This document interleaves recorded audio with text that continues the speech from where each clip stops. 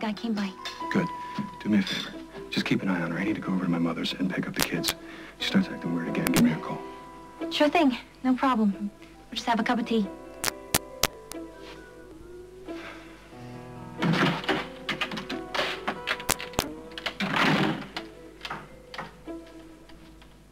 Is he gone?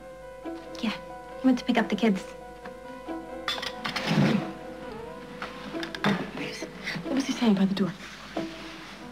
Just that, to tell you the truth, Will, when I got here, he had packed up all of Rosa's stuff. He was trying to send it to the church. No, don't worry about it. Don't worry about it. I unpacked everything and I hid it all in my room. So you can look at Rosa's things anytime you want. Here. In the church? After the murder, she moved the evidence. And you, Jennifer, you just sat there and did nothing while she denied it. No, I was right. Barbara's trying to frame me for Rose's murder, and... No. She was trying to protect you. But Mom didn't want to take a chance, so she went back to the church, and she found the bottle and glasses, and she hid them. And eventually, she planted them in Molly's room. And you knew all about this? No. No, I swear. She confessed after everything went wrong. She's out of control. That's what I've been trying to tell you. Just tranquilize her until this whole thing is over. This isn't funny. Well, come on, Jennifer. At this point, I'd say it's either laughing or crying. Paul, the point is that somebody knew Mom put the evidence in Molly's room. And then they removed it. And they set you up. You're right.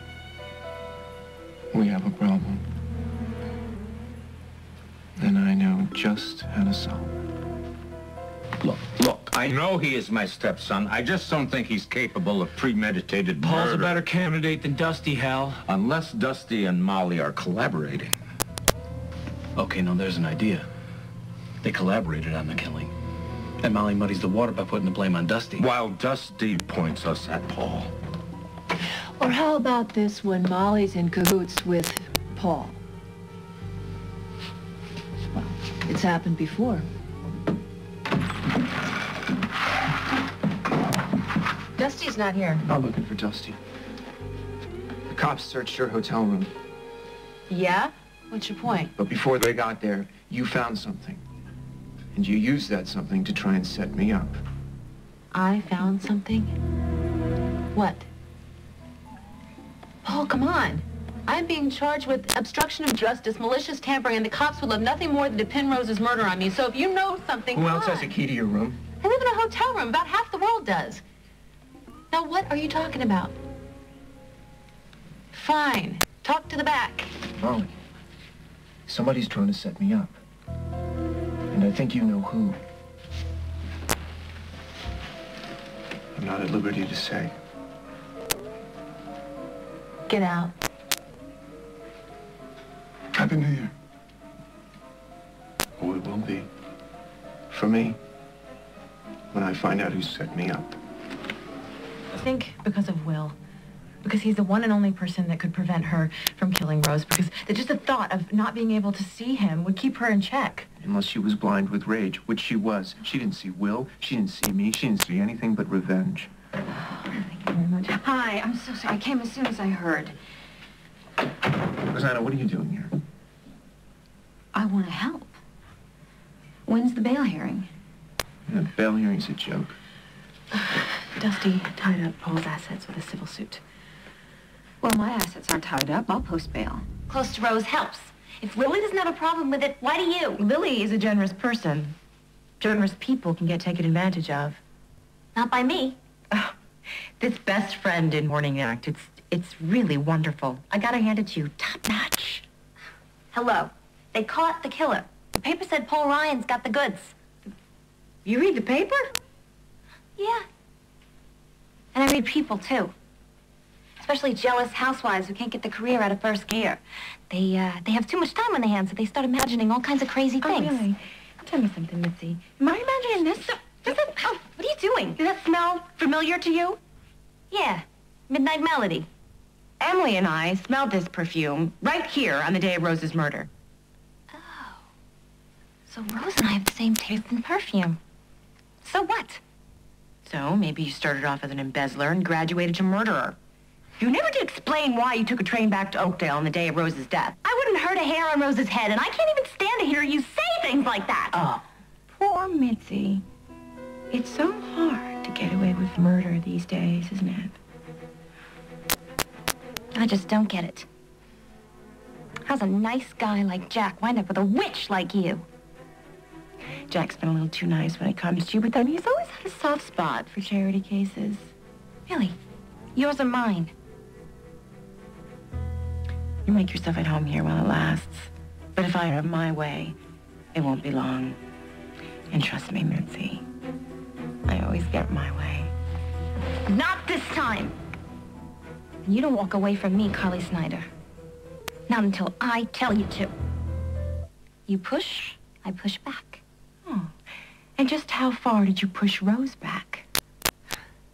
I didn't. You stole from her, you lied to her, and you were in town on the day she was murdered.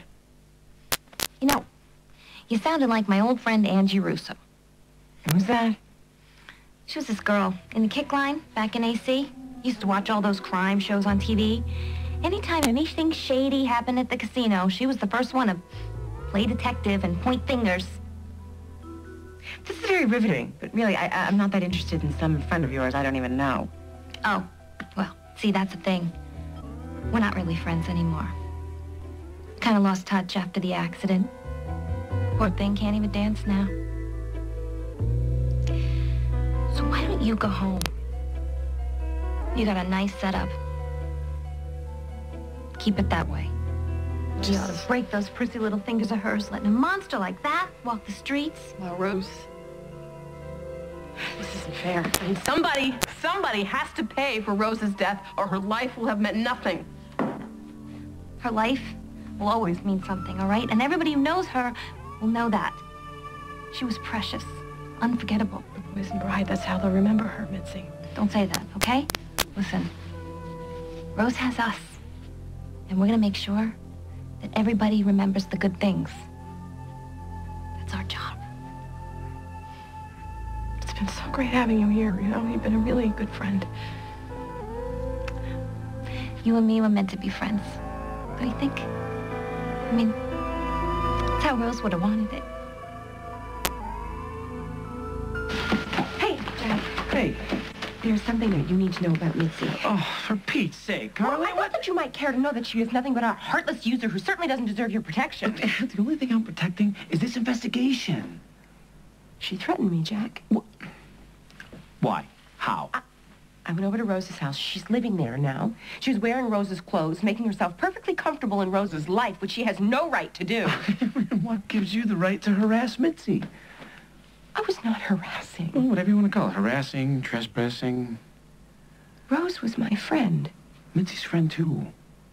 Honey, this isn't a competition to see who loved Rose more. It's... No, it's completely shocking to me how you can let some complete stranger have you duped like this. All I'm saying is, if Mitzi was ticked off enough at you to tell you off, maybe you deserved it. I gotta give my testimony.